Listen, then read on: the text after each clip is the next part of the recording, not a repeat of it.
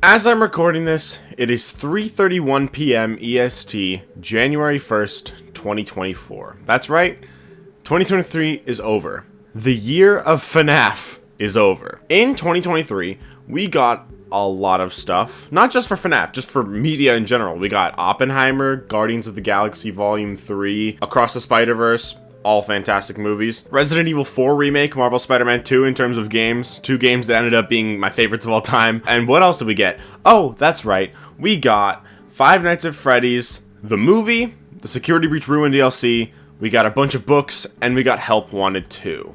So, let's do another Let's Talk About Stuff video. This is the third one. Last time was in, I think, November. This is now the January one.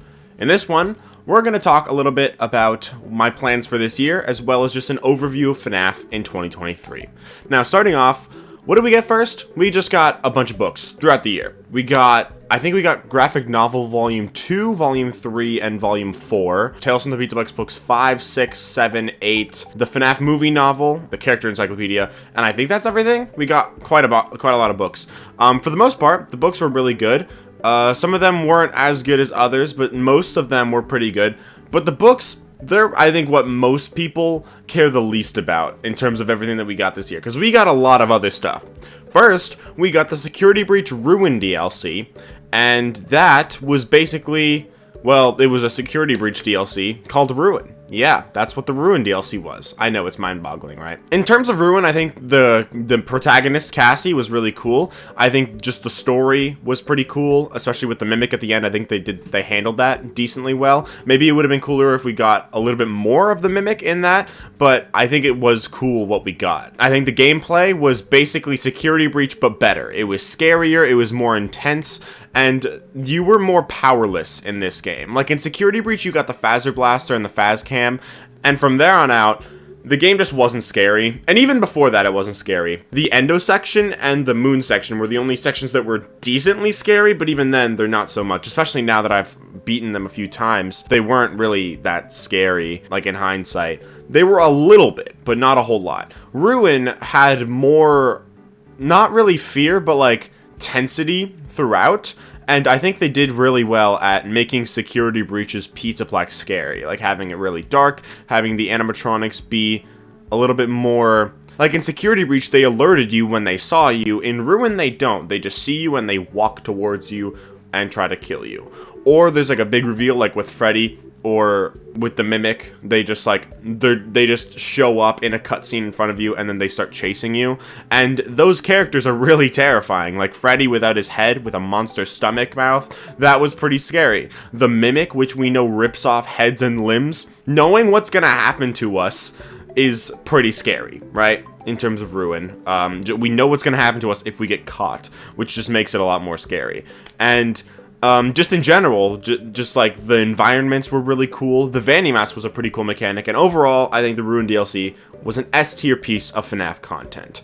After that, in October, we got the FNaF movie, which was a little bit divisive, but personally, I think it was really good. I think that Josh Hutcherson did a really good job. Elizabeth Lail did pretty good, but her character was okay. Like, a lot of people don't like her, a lot of people do like her. I sit in the middle. Like, I don't dislike her, but I don't think she's like the greatest character of all time. I think she does a good job though with what she's given, and I think that the movie in general, like, it kind of relies on her a lot, and I think that she's worthy of that. Like, I think the movie does pretty well in terms of like the world building and just setting up this new FNaF universe, because obviously it's not the same universe as the games, but it's like setting up its own universe, and there's going to be a sequel. Overall, it's just setting up this world pretty well, and I am excited to see what they do with it like in the future.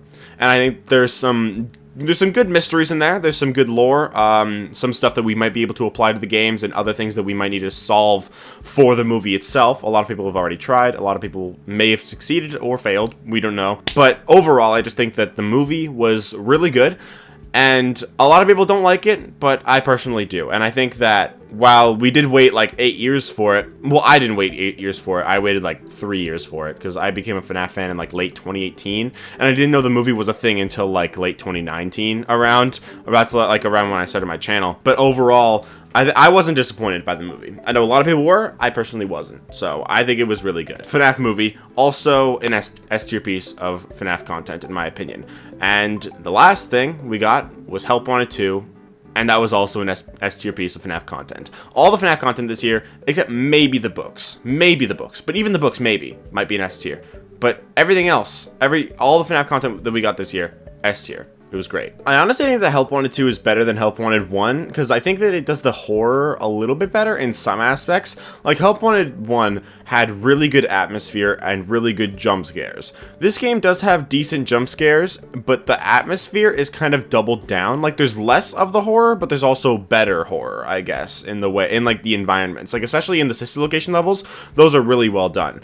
Specifically, the Ballora Gallery, the Funtime Freddy Breaker Room, and the Yendo Breaker Room. Like the babies minigame, that whole thing was really fun and really scary. I think Funtime Freddy's is my favorite level of the entire game, but I think that the lore is a little bit like there's not like a whole lot of it, but I think what there is really cool, and I'm excited to see where the story ends up going in like the future in whatever game comes next. We have no idea what happens next. I don't think there's any indication at the moment what's coming next, but I do think that it's going to be really cool whenever it does. But I don't know when it will be or what it will be, but I hope it ends up being good. But this game did help make me more excited for what is to come, though. So I don't know if it did the same for you guys, but it did for me. Either way, that's the stuff that we got in Help Wanted 2. That's the stuff that we got in 2023 in terms of FNaF. And I think it was a great year in terms of FNaF. I think it was a great year in general in terms of media. I don't know. Maybe you guys disagree. Maybe you guys didn't like what we got this year. But I think what makes it better is the fact that this year, 2023, is seemingly the year that FNaF 3 and FNaF 6 take place. So the fact that we got so much cool FNaF content makes me really happy, because I think that's just really cool. And what's funny is that I went to Mandarin, I think, for my sister's birthday, which is at like the beginning of the year, or maybe it was like around my brother's birthday, but for like Lunar New Year, right? There's like years of certain animals, right? And when I looked at 2023, funny enough, 2023 was the year of the rabbit, which is funny because Springtrap is connected with FNaF 3, and he's a rabbit, which I found really funny. It was a cool coincidence, and what are the chances, right? But yeah, I think that's really cool. But yeah, I thought this year was really good, but I also hope you guys had like really good holidays, because mine were just okay. I mean, they didn't really feel that much like holidays. They were just like normal days, pretty much. They were kind of fun. They were all right. Could have been better. Could have been worse. But I hope you guys had good holidays. Hope you guys had a Merry Christmas if you celebrate it, or Happy Holidays, whatever else you celebrate. I hope your New Year is going good, or will go good. I hope you had a good New Year's, like the holiday. Today, the day this is going out is the 2nd, so I hope yesterday was fun. I hope the day before was fun, and I hope that 2024 brings you guys lots of joy. But it actually is going to bring me some. And hopefully you guys some, because I actually bought a capture card, which means that I'll be able to do videos that like connected with my PS5. Like, I can connect my PC with my PS5 and then do videos with my PS5 on my PC. What I used to do is I used to like record it on PS5, and then I would like export that onto YouTube on unlisted or private, and then just download the video and then edit it that way, like on my PC. But now this just makes it a lot easier, and it also allows me to stream now. I had some technical difficulties with the capture card today and yesterday, but I managed to not figure it out, but find a workaround that makes the problem basically non-existent. But this year, I'm going to be streaming a lot. Like, recently I've been streaming a lot of Resident Evil stuff, which is really fun. I encourage you guys to check those streams out, by the way. Like, even if you don't like Resident Evil, maybe you guys like me. Am I cool? I don't know, maybe. But if I am, then yeah, watch the streams, because they're fun.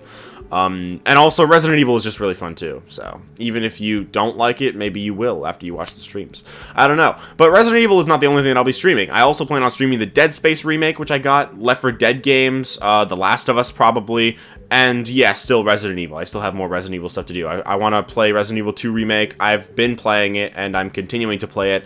And I also am going to be playing Resident Evil 3, which I've heard mixed things about, but I haven't played the original, so I have nothing to compare it to, so maybe it'll be better for me. So yeah, I have a lot of stuff that I plan to stream in the future, so I hope you guys are excited.